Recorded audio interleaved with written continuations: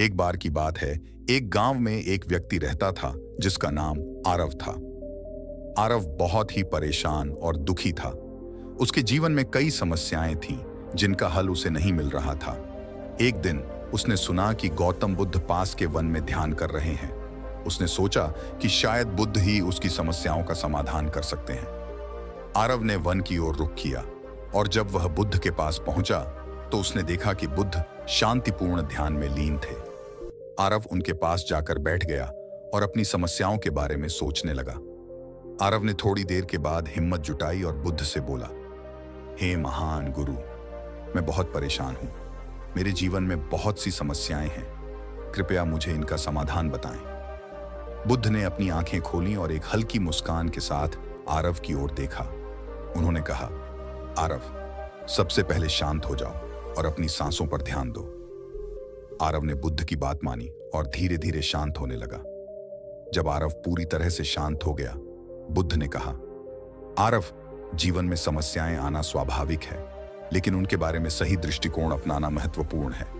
हम अक्सर अपने दुख और समस्याओं का कारण बाहरी चीजों को मानते हैं, जबकि असली कारण हमारी अपनी इच्छाएं और उम्मीदें होती हैं। बुद्ध ने समझाया, तुम्हारे दुख का कारण तुम्हारी खुद की अपेक्षाएं और चाहते हैं। अगर तुम इन्हें छोड़ सको तो तुम्हें शांति और सुख मिल सकता है। जीवन में संतुलन और संयम अपनाओ। बुद्ध ने एक कहानी सुनाई।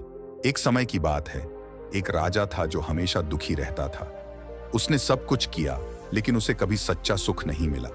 एक दिन एक साधु ने उसे बताया कि सुख तुम्हारे भीतर है, बाहरी चीजों में नहीं। राजा ने अपनी इच्छाओं को त्याग दिया और उसे शांति मिल गई।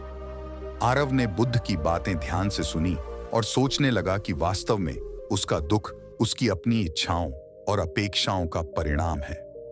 आरव ने बुद्ध की शिक्षाओं को आत्मसात किया और अपने जीवन में बदलाव लाने का निश्चय किया।